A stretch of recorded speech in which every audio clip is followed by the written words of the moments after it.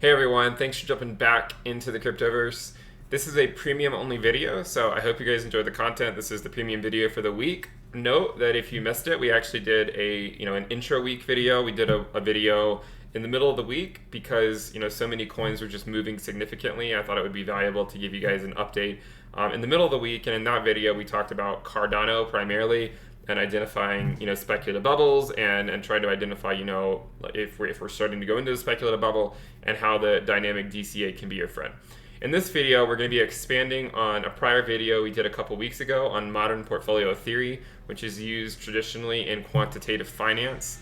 So I hope you guys enjoy the content. If you haven't seen the prior video that went over modern portfolio theory, I think you should watch it because it'll help get you caught up. Now, after we go through this, we're going to talk about Chainlink because it's been making moves, and then we're also going to be talking about just the general market and making some observations. So the first thing, this is modern portfolio theory, where we're randomly selecting weights of a portfolio consisting of Bitcoin, Ethereum, Monero, Litecoin, Dash, XRP, and Doge.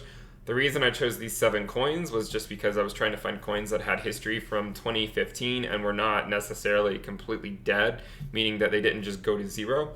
And I just randomly chose these 7 coins. You can see that we have our expected returns versus our volatility, color-coded by the Sharpe ratio, which is defined by the excess returns over your volatility. And you get these portfolio weightings. And there's really not a pattern here. But in general, you want to maximize your Sharpe ratio, which is your risk-adjusted returns. So we've expanded it. We used to only look at, say, 3 or 4 coins. Now we're expanding it to 7. And then we're going to look at a different ratio after we talk about this one. So first, we're looking at 100 different portfolios. The yellow, the portfolio highlighted in yellow is the one where the Sharpe ratio is the highest. So this is 100 portfolios. If we expand it to 1,000, this is what it looks like. To 10,000 and then to 100,000. And then if we put on our efficient frontier, the efficient frontier goes from the minimum volatility, so right here, and then it goes up.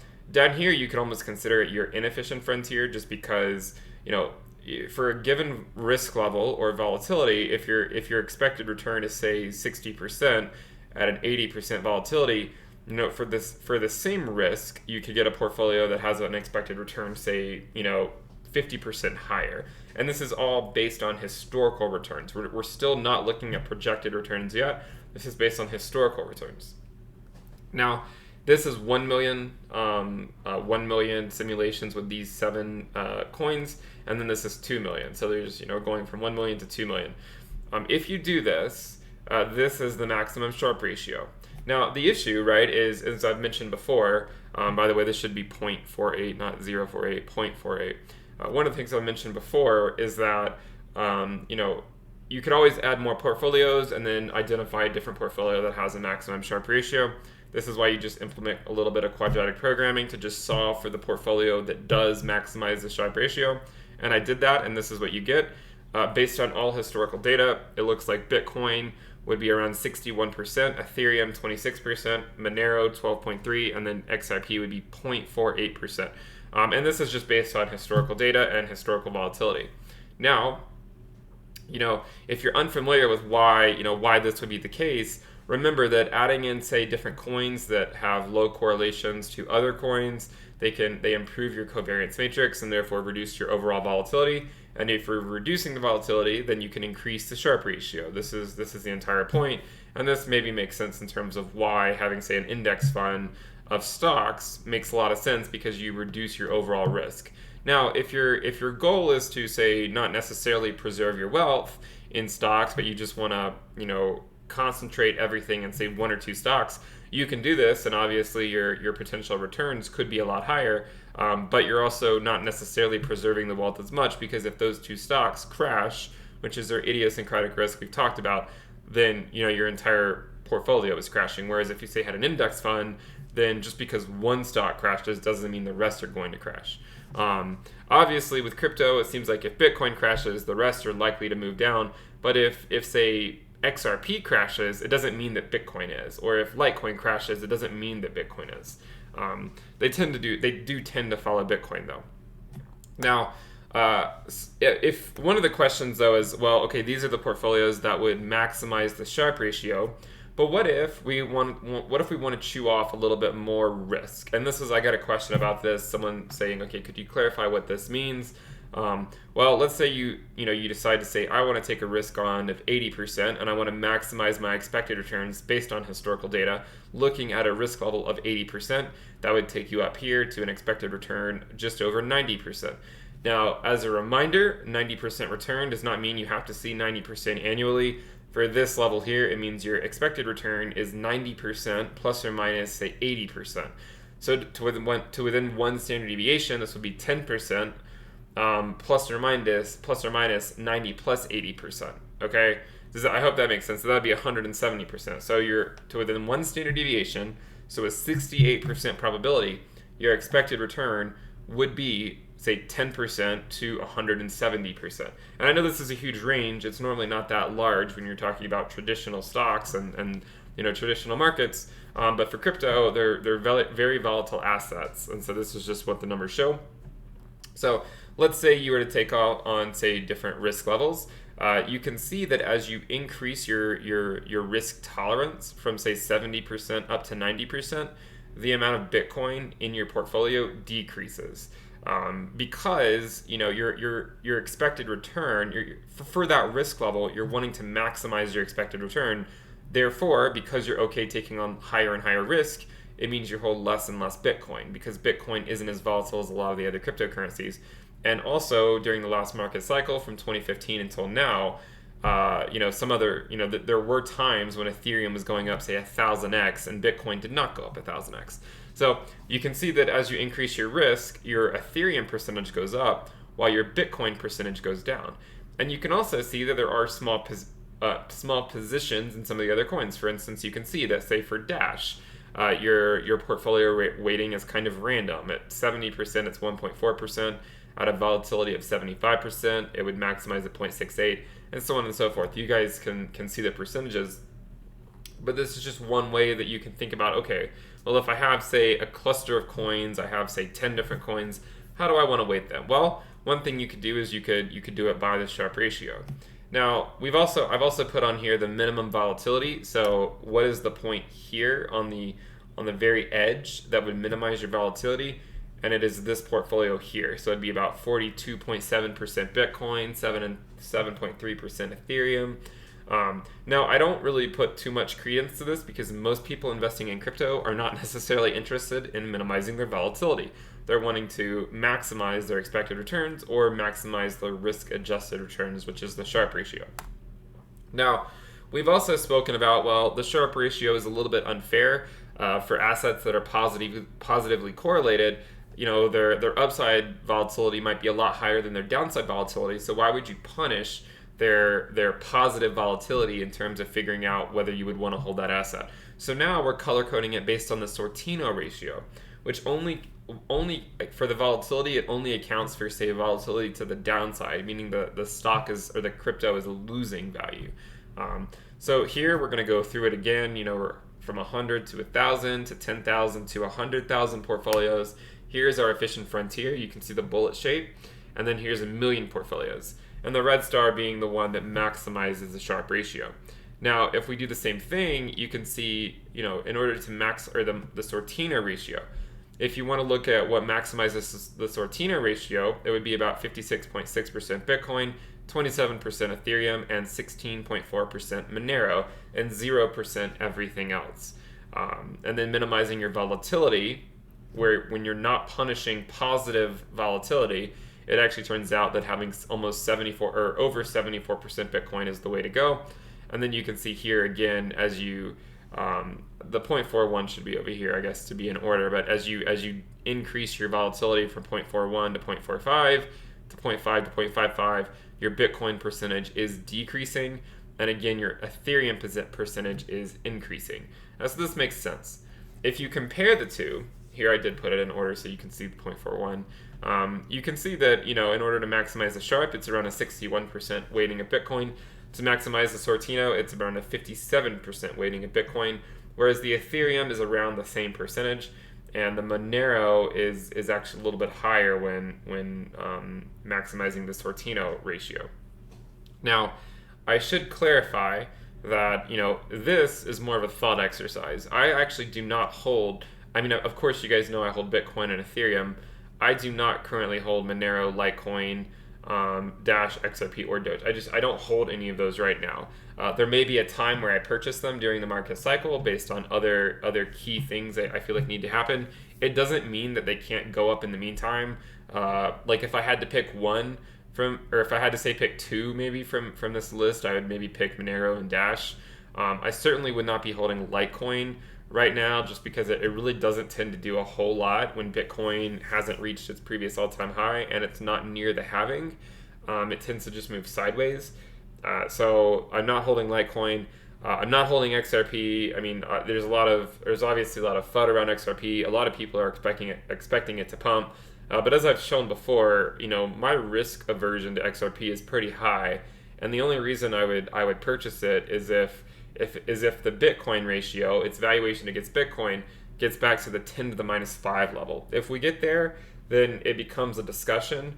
Until then, I'm just not that interested in holding it. And for those who do hold it, if it goes up, I'm happy for you. If you hold it and it goes up, I'm happy for you. It's just not part of my portfolio, just because I really don't have that risk tolerance for XRP. And I should note too that since we've been making these videos, I mean XRP has not really done a whole lot, whereas the coins that we have spoken about a lot, Bitcoin, Ethereum, Cardano, and Link, have done quite significant moves since we've been covering them, whereas XRP really, I mean, it's gone up and it's gone down, but at the end of the day, it's still sitting at 20 cents. And this is why I say, with coins like XRP and with Litecoin, it doesn't mean they're not going to move. It just means that, there's certain times during the market cycle where they're just not as likely to move as other coins. And this is why this is the general thinking there. And so you can also see that if you guys want to compare the two, you can see that the volatility for the Sortino ratio is lower, and that's because we're not punishing positive volatility. Now, I wanted to give you guys an update. A Link has been just moving phenomenally today, and the price, the last I checked, was around $8. We've shown this chart a few times. This is the price of Link versus time. And it's color-coded based on whether Bitcoin is above the 20-week. So when Bitcoin is above the 20-week, we tend to see a pump like this. When Bitcoin's below the 20-week, it doesn't really tend to do a whole lot. And we said when Bitcoin got above the 20-week here, when it got above the 20-week over here, we said, you know what? We expect really good things from Link in the short term, just because historically speaking, it really does tend to perform well. That's not the only reason. I mean, Link solves the Oracle problem. There's so many different projects integrating Link into their own tech, and I just think, like I've said before, if you don't hold Link, as I said quite a while ago, there's a huge risk to not holding Link, because each market cycle in crypto, we kind of like look back on it and say, okay, well, these were the coins that were the biggest gainers, the biggest winners. In 2015 and 2016 and 2017. That was Ethereum. $1,000 investment into Ethereum in November of 2015 would have netted you around 1.5 million by the beginning of 2018. A lot of coins can't say the same thing. There's not a lot of coins that saw that level of a return. Link has outperformed Bitcoin by like 5x at least, I think, maybe up to 10x, since the bear market started. So this is incredible that since the bear market started, Link has outperformed Bitcoin. Link is already significantly above its all-time high from 2018, which most coins cannot say. And this is why we say, okay, Link is one of those coins that yes, there's a risk to holding it. There's a risk to holding anything in life. There's a risk to investing. There's a risk to, getting in your car and driving somewhere. There's a risk to everything. There's also a huge risk, I think, as I've said before, to not holding Link. I mean, Link is one of the ones that has performed incredibly well. And a lot of traditional TA I really don't agree with, but one of the ones that you can often take to the bank is an asset that is doing well is more likely to continue doing well than an asset that is not doing well. So this means if you were to say compare Link to Litecoin over this market cycle, I would project, I mean, I could be wrong, this is not financial advice, but I would project that Link would outperform Litecoin during this market cycle. And the reason is because, well, if you just look at the last couple of years, even during a bear market, Link has continued to just perform above par, better than most every other asset in cryptocurrency. Link is continuing to perform better than most of them. Obviously, there's some that maybe see these huge pumps on Uniswap. There's these moon missions on Uniswap that you'll find. But for the most part, if you're talking about a large market cap coin, Link is one of the ones that I can't imagine not owning. Now, if you look at its valuation with respect to Bitcoin, it tells a very interesting story because you can see how it has continued to gain ground on Bitcoin despite the circumstances. The parabolic moves of Link tend to come when Bitcoin is above the 20-week moving average, like here, here, here, and here. When it's below the 20-week, it just, I mean, maybe it sees a nice move up, but it usually is also accompanied by a significant move to the downside, like here, like here, and like here. Whereas to the upside, we actually do see a fairly, not right away, but within a few weeks, you see an immediate pump of Link. I mean, this one was significant. We went from almost an order of magnitude up. This is insane. Here, again, we went from 10 to the minus 4 up to, over 3 times 10 to the minus 4. This is another huge gain as well. And we've continued to just kind of march our way up the curve. So this move here, while a lot of people are excited and getting euphoric, what is it? I mean, it's business as usual. We said this is what we expect to happen. Bitcoin is above the 20-week. The longer it stays above the 20-week, we would expect a lot of these coins to really start moving, to start taking off. This is why, I tried to set aside, I said, okay, I think the 4 main coins that I hold, Bitcoin, Ethereum, Cardano, and Chainlink.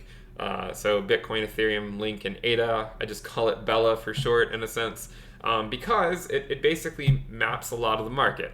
Bitcoin being the index of the market, Ethereum being, basically the coin that most people use, the most used coin, the coin with the platform that everyone's building their own tokens on. It's paving the way for decentralized finance.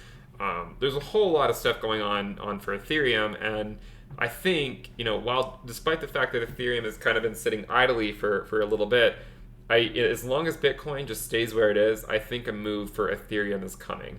And it's just, when it happens, I think it's going to be incredible. But until then, it might just be we're going to see some other coins pump until that time. But I do think that as long as Bitcoin doesn't just kick the bucket, anytime soon, that a significant Ethereum move is coming, which is why a lot of my DCA sells from some of these altcoins pumping are going into Ethereum. Now, one of the questions I had before we get into this, one of the questions I had recently was, Ben, I sold my Link. I sold a portion of my Link. I sold 30. Someone told me they sold 30% or so at a price of like $7 or so, and now they're regretting it because now the price is $8. First of all, that line of thinking is not going to get you anywhere in this market. Once you make a rational sell based on, okay, you look at your average buy-in, maybe your average buy-in for Link was $1 or $2. You say, what, I'm up 7x, I'm up maybe 3x or something. The risk on Link is getting kind of high. We've been moving up parabolically, so I'm gonna make a rational sell that is a small portion of my overall Link holding. I'm gonna put it into another coin that hasn't really moved. That is a much lower risk level because I want to offset my exposure to the market at these higher risk levels. There's nothing wrong with that. You have to admit to yourself that we don't know where the market is headed. We don't know what's going to happen. If you look at Link's past moves, there was a parabolic move here and then it retraced. There was a parabolic move here and then it retraced. I mean, even if you look at in between, parabolic move and then a retracement, a parabolic move and then a retracement. Here again, a parabolic move and a retracement. These things are going to happen. Nothing is going to go up monotonically. It's not just going to go straight up. There's a lot to be said about taking profits. And if you just have that mindset that, well, if I just hold for 3 years, maybe it would be better. Maybe you're right. And if you want to do that, you can do that. The point of my channel is to show, regularly taking profits ensures that you're actually, bringing money back in. If you never take profits, then you never realize anything, and maybe you're bragging to your friends about, what your portfolio is worth, but at the end of the day, if you're never taking those profits out, then you could see it come crashing down, just like we saw it happen in 2018. There's no guarantees. This link move, while I'm just as bullish as a lot of you guys are, there's no guarantees. I mean, we could easily just retrace back down, just like we have many times. So don't look back. I would say once you make a decision, stick to it, and then you have your new portfolio, and then you have to make the decision based on what you're going to do with your portfolio, based on your new information, based on the coins you're holding then. Continuing to look back is not going to get you anywhere, but by staying resolute and just following the same strategy, I think it's a good thing. And another thing too is, let's say you take some link and you sold some, and I was talking with some guys while it was pumping, and some of us sold between like 8 and 850. And let's say you sold, say, 2/15 of your position, and you converted it to Ethereum. But then let's say Link goes up to $10 tomorrow, and then you're feeling sad about it. You have to remember you didn't know that was going to happen, and also you have to remember, you have to remember you also now have some Ethereum. You have more Ethereum than you had before, and then if Ethereum starts moving in the next few weeks, you have to just consider all possibilities, because otherwise you get in this mindset that it's hard to get out of. You just constantly regret every decision that you make, and it's not going to do you any favors. What I want you guys to be able to do is look back on this market cycle and know that you made good decisions at key times, reducing your risk in various coins and reweighting your portfolio so that you can continue to systematically grow your portfolio rather than just going all in on a single coin. And again, I'm super bullish on Link. I still hold like 14/15 of my portfolio. I only sold 1/15 of it. But at the same time, you have to recognize that taking profits is key for any crypto, and I will likely be taking profits on Link sometime tonight. Really, the main reason I haven't done it yet is just because I was working on getting the video up for everyone, and getting the report out. So I wanted to just touch base on that. Remember, you don't know what's going to happen, and in the short term, everything is irrational. Just consider it a random walk, geometric Brownian motion. Additionally, you have to consider this possibility. Well, what happens if you sell your Link to Ethereum, and then there's a possibility that Link retraces, but Ethereum moves, and then you take your Ethereum profits when it moves based on its own risk factor, and then you convert it back to Link when the Link risk is fallen. I mean, these are also possibilities that could theoretically happen. So look at things over a monthly time scale, at least a weekly. If you can, do it on a monthly time scale, because looking on, say, like a 10-minute time scale, like a 4-hour, it's really not going to do you any good, in my opinion. So here's the regression for Link. We've been talking about seeing, okay, we said, as long as Bitcoin stays above the 20-week, we're likely going to make a run here at our upper regression band, just like we did in 2019, just like we did in 2018, and we're making that move. The price of Link at the top of the regression band here is around $8 or $9. So this probably isn't even completely updated to the current prices. I think I have it here at around $7, but the price of Link as I'm making this video is around $8, so it's getting close to it. If it goes to the top of the band, then we're talking about $25 or so. Now remember, I mean, this would be an instantaneous $25 if we were to go there today. If we were to go up to the band in, say, 2 or 3 years, it'd be $100. Now remember, these are also just imaginary lines. I mean, this price does not respect these lines at all. This was just a single fit to the fair value of Link, and then I just created the upper bound and lower bound based on the data that we had. We could easily shoot past this. Okay, we could easily shoot past it, which brings me to my next point about Link. As I mentioned when I made this risk metric, I think it's useful to use. It hasn't given me any reason to doubt it yet, but you have to remember that for assets like Cardano and Link that have not really experienced a full market cycle, we don't have a full market cycle worth of data to make the risk metric on, okay? Because of this, you have to consider that a move for Link that could come could be completely unprecedented based on what we've currently seen. So, if Link were to go to, say, like $100, in say 6 months. I don't think it will, but if it were, then the risk metric would obviously go to 1 because we just historically we've not seen that type of move. So you need to know some of the nuances behind the risk metric, because if it can take into account a full market cycle of data, like for Ethereum, it went through 2015, 2016, 2017, 2018, 2019, and 2020. So we have an idea of how Ethereum behaves.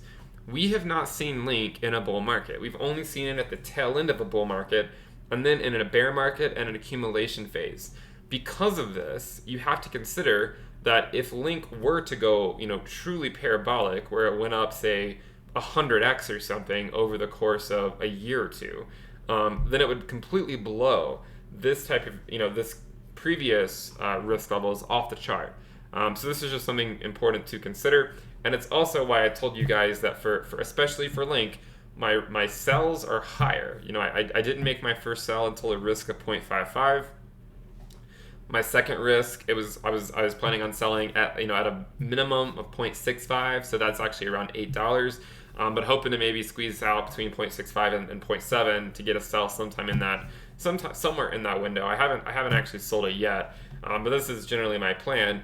I do want to make sure I do hold Link for the duration of this bull market. I mean, if we're going to say out to 2023 or so, it's certainly important in my eyes that you do hold some Link throughout the duration of the bull market, because there's really no telling where it could theoretically go if a bull market really does get into full gear and coins just start moving one after another. So that's the risk metric.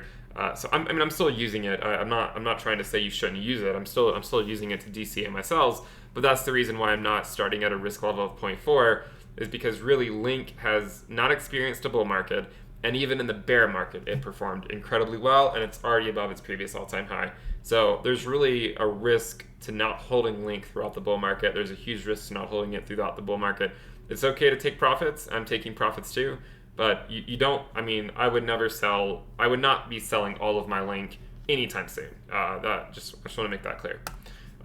So now I want to talk about a few more things. Let's go over to TradingView. So we're looking at the BLX here. Bitcoin currently at around $9,300 as I'm making the video. Still above the 20-week. And what do we say? Well, we're above the 20-week. Bitcoin or Link is likely to continue doing well, which you can see it's been going parabolic. In fact, since July 6th, so since last week when we made a video, since the last time we made a video and we talked about Link, so around right here, it actually has gone up around 74%. So congratulations if you held it. Don't thank me if I alerted you to Link. Thank the data. This is what the data says. The data is where you should go. Data does not lie, people do. And the data is what is important, and we've shown why the data suggests that Link is a good asset to your portfolio. Again, not financial advice, just based on data, and since Link is highly uncorrelated to Bitcoin, it improves your covariance matrix and improves your risk-adjusted returns, meaning Link is moving at times when Bitcoin isn't. Or if Bitcoin's going down, it doesn't mean that Link is. This is important in reducing your risk to the market. So Link is doing well. Obviously, you guys are going to want to watch this one, because if you haven't taken any profits yet, you might just want to consider it. I'm not going to tell you what to do. There's a good chance Link continues to go up, but personally for me, I will continue to DCA some of these sells, because I do think that it will. There's probably going to be a retracement at some point, but we never really know when that's going to come, and you have to forgive yourself for not knowing. Ethereum, regression band right on that fair value line. I'm really waiting for a move here. If you go to the Bitcoin valuation we've talked about before, I was waiting for the 20-month moving average to break. You can see the wicks from the last 5 months basically went right up to that 20-month moving average. And if you go back in time, you can see that that moving average was actually held as support twice during the bull market phase. It's been holding resistance for a while, but you can see we're really starting to break through here. So I don't want to jump the gun, but as long as Bitcoin again doesn't kick the bucket tomorrow, I'm really excited about what Ethereum may have in store for us over the coming weeks. And then of course we have to look at ADA.